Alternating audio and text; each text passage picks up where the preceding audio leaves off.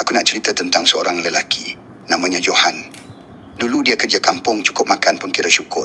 Tapi lepas kahwin, dia nekat buka kedai makan kecil-kecilan dekat Pekan. Mula-mula tak ramai yang datang. Hari-hari dia termenung tengok lauk tak habis, nasi basi dan duit makin susut. Satu malam, masa dia duduk sorang-sorang dekat warung, datang seorang lelaki tua berjubah hitam. Tak pernah nampak pun orang tu di kampung. Lelaki tu cuma senyum dan letakkan satu bungkusan kain putih atas meja. Kalau kau betul nak orang datang makan sini, buka bungkusan ni sebelum subuh. Tapi ingat, setiap kali kau untung, ada harga yang kau kena bayar. Johan fikir, apa lagi dia nak rugi? Dia ambil. Esoknya, waktu subuh, dia buka bungkusan tu dalam dapur.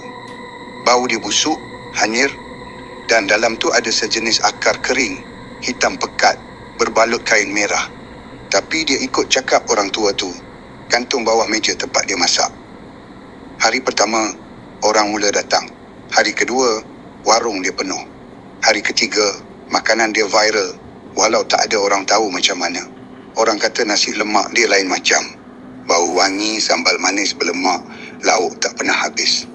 Tapi mulai minggu ketiga, Johan mula rasa lain. Badan dia lesu, mata dia cekung, dan tiap kali dia masak, dia dengar bisikan halus. Suara perempuan ketawa. Kadang ada yang marah. Tapi bila dia toleh, tak ada sesiapa. Malam-malam, dia tak boleh tidur. Dalam mimpi, dia nampak warung dia penuh dengan orang tak berwajah. Mereka makan rakus. Tangan penuh darah. Johan nak jerit, tapi suara dia tenggelam. Lama-lama, anak dia mula jatuh sakit. Isteri dia makin murung. Pelanggan makin ramai, tapi Johan makin kurus. Sampai satu malam, dia nampak perempuan berpakaian serba putih, duduk atas siling dapur, rambut mengurai, mata hitam pekat. "Bayar aku," katanya. Johan pengsan malam tu. Bila sedar, dia dah di rumah dijaga jiran. Warung dia terbakar malam sebelumnya. Orang kata api datang dari dapur, tapi tak jumpa punca. Bungkusan pelaris tu hilang, tapi hidup Johan tak pernah sama. Anak dia masih sakit, isteri dia tak bercakap. Dan tiap kali dia pejam mata, dia nampak warung tu masih penuh dengan pelanggan tanpa wajah. Kisah kedua. Nama aku Zain. Aku bukan nak buka aib sesiapa. Cuma cerita ni aku kena sampaikan. Sebab sampai sekarang aku masih terbayang-bayang wajah pelanggan terakhir yang masuk kedai itu. Kedai makan yang pernah aku usahakan dengan sepenuh jiwa sebelum semuanya berubah bila kami ambil pelaris. Tahun 2022, aku dan isteri aku buka sebuah kedai makan dekat pinggir Bandar Gopeng. Lokasi agak strategik tepi jalan utama, tapi masalahnya bersaing dengan banyak lagi gerai makan lain. 3 bulan pertama, kedai kami lengang. Pelanggan datang boleh bilang dengan jari. Sedih, tapi aku tak putus asa. Satu malam, masa aku tengah kemas dapur, datang seorang lelaki tua. Dia berdiri di muka pintu, pakai jubah lusuh warna kelabu dengan tongkat kayu di tangan. "Anak meniaga makanan?" dia tanya. Suara dia serak, tapi ada nada yang buat bulu roma aku naik. Aku angguk, "Ya, pakcik." Tapi tak ramai yang datang. Dia senyum.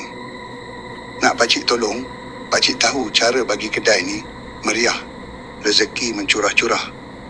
Aku ni jenis tak mudah percaya, tapi waktu tu aku dah terdesak. Bila isteri tahu, dia pun setuju cuba, katanya asalkan tak syirik. Pakcik tu cuma minta segelas air kosong dan sehelai kain putih. Malam tu, dia datang semula. Dia duduk bersila betul-betul depan pintu dapur, baca sesuatu dalam bahasa yang aku tak faham. Kain putih tu dia gantung dekat atas tingkap dapur. Katanya mulai esok, orang akan datang sendiri. Jangan tanya kenapa. Dan satu lagi, jangan pernah buang kain ni. Betul. Esoknya, tiba-tiba kedai kami penuh. Sampai beratur. Hari-hari penuh. Dari pagi sampai malam. Aku dan isteri tak sempat duduk. Duit masuk tanpa henti. Tapi peliknya, semua pelanggan tak banyak cakap. Datang, makan, bayar dan keluar. Pandangan kosong. Mata mereka macam tak bermaya. Macam tak sedar pun apa yang mereka makan. Beberapa minggu kemudian, Isteri aku mula berubah. Dia makin murung. Setiap malam mengigau. Dia kata dia nampak lembaga tinggi berjubah hitam berdiri di dapur. Katanya lembaga tu bisik kata bayaran belum sempurna.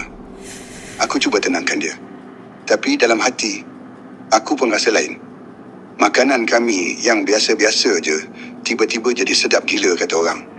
Tapi bila aku rasa sendiri, biasa je, tak ada apa istimewanya. Satu malam, masa aku tengah kira duit di kaunter, aku dengar bunyi pinggan pecah dari dapur. Aku lari masuk dan nampak isteri aku terduduk, tangan berdarah, mata terbeliak tengok ke arah tingkap. Kain putih tu bergerak-gerak sendiri, walaupun tak ada angin langsung. Lepas tu kami nekat nak hentikan semua ni. Aku cari pakcik tua tu semula. Tanya orang kampung, tapi tak ada siapa kenal. Gambar yang aku ambil diam-diam pun masa aku buka dalam telefon blur. Muka dia langsung tak nampak. Satu malam, aku cabut kain putih tu. Aku bakar. Dalam hati aku doa banyak-banyak. Tapi sejak malam tu, pelanggan terus tak datang. Esoknya kedai sunyi. 3 hari berturut-turut tak ada sesiapa datang langsung. Aku fikir tak apalah, biar rezeki halal. Tapi, malam ketiga, isteri aku hilang. Aku cari merata sampai ke sungai belakang kedai. Dan dekat tepi sungai tu, aku nampak kain putih tu. Tak terbakar langsung, masih bersih, terikat pada sebatang pokok tua. Dan dalam sungai, ada sesuatu terapung. Rambut panjang, baju tidur isteri aku. Tapi bila bomba dan polis datang, mayat tak dijumpai. Langsung tak ada kesan. Kedai tu sekarang dah aku tutup. Setiap kali aku lalu situ, aku nampak ada orang berdiri dalam gelap, dalam kedai kosong tu. Tinggi, berjubah hitam. Kata orang, pelaris bukan beri rezeki. Ia tukar sesuatu yang kau tak sedar sampai semuanya dah terlambat. Kalau ada orang tawarkan rezeki mudah, ingat satu perkara, tak ada benda percuma dalam dunia ni. Dan kadang-kadang, yang kita sangka rezeki, sebenarnya cuma umpan.